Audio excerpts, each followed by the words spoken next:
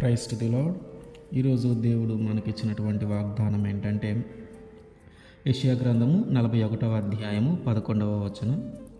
నీ మీద కోపపడిన వారందరూ సిగ్గుపడి విస్మయమొందెదరు. ఆమేన్.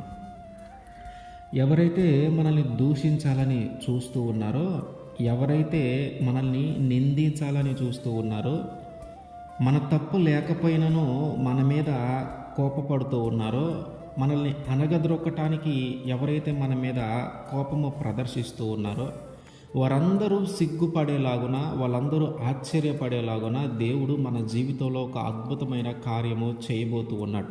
ఆ కార్యము ఎలా ఉండబోతుందంటే, ఇప్పటిదాకా ఎవరైతే మనల్ని వేలెత్తి చూయించి నిందించటము, వేలెత్తి చూయించి దూషించటము, వేలెత్తి చూయించి అవమానించటము, కోపపడటము జరిగిందో వారందరూ మన ముందు చేతులు కట్టుకొని నిలబడేలాగా దేవుడు చేయబోతూ ఉన్నాడు. ఆయన నమ్ముకున్న వాళ్ళు ఎవరిని కూడా ఆయన సిగ్గుపడే పరిస్థితికి ఆయన తీసుకొని రాడు. ఒకళ్ళ కింద బ్రతికేలాగా ఎప్పుడు ఆయన వారిని ఉంచడు. ఎవరైతే ఆయన నమ్ముకొని ఉన్నారో వారందరూ కూడా ముఖ్యమైన వ్యక్తులుగానే దేవుడు ఏర్పాటు చేసుకుంటాడు. అంటే తలగానే నియమిస్తాడు కానీ తోకగా నియమించడు అని.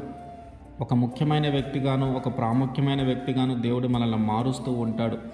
మన చుట్టూ ఉన్న ప్రదేశంలో, మన చుట్టూ ఉన్న ప్రజలలో మనమే ఒక ముఖ్యమైన వ్యక్తిగా దేవుడు మారుస్తాడు.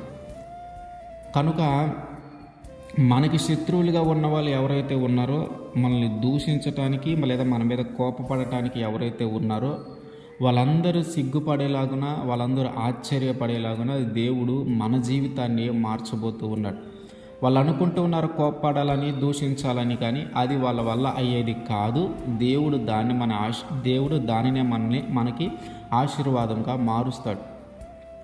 ఇజ్రాయేలీలు మోయాబు ఎరుకో నుంచి చిన్నగా మోయాబు దేశానికి వచ్చినప్పుడు అక్కడ ఈ మోయాబీలందరికీ రాజుగా బాలాక్ ఉన్నాడు.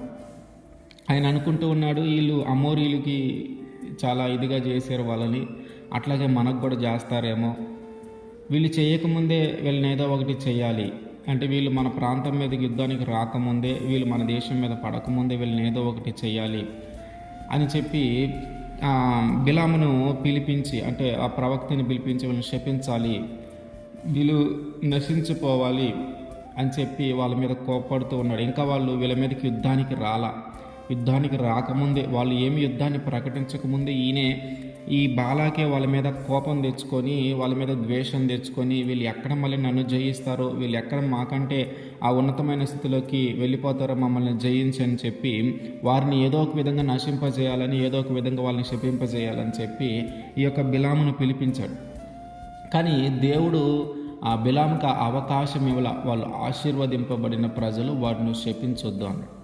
అంటే ఎట్లాగైతే బిలాము శపించలేకపోయాడో, ఎట్లాగైతే బాలాకు యొక్క కోపము వారి మీదకి రాలేకపోయిందో, అట్లాగే మన జీవితంలో కూడా దేవుడు ఎవరైతే మన మీద కోప్పడాలని ఉన్నారో, చెయ్యని తప్పుకి మన మీద కోప్పడాలనుకుంటూ ఉన్నారో, చెయ్యని తప్పుకి మనల్ని నిందించి అవమానించి మన యొక్క అభివృద్ధిని తొక్కివేయాలనుకుంటూ ఉన్నారో వారందరూ సిగ్గుపడేలాగున, వాళ్ళందరూ ఆశ్చర్యపడేలాగున దేవుడు మన జీవితాన్ని మార్చబోతూ ఉన్నాడు. అందుకని ఆయన చెప్తూ ఉన్నాడు, నీ మీద ఎవరైతే కోప్పడతారో వాళ్ళందరూ సిగ్గుపడి విస్మయం పొందుతారు. దేవుడు మన జీవితాన్ని అట్లా మార్చబోతూ ఉన్నాడు. మనము ఆయన యందు ఆయనే మనకు ఆధారముగాను, ఆయన యందు భయభక్తులు కానీ కలిగి ఉంటే ఆయన ఖచ్చితంగా మన జీవితంలో ఈ కార్యాన్ని చేస్తాడు. ఆమేన్.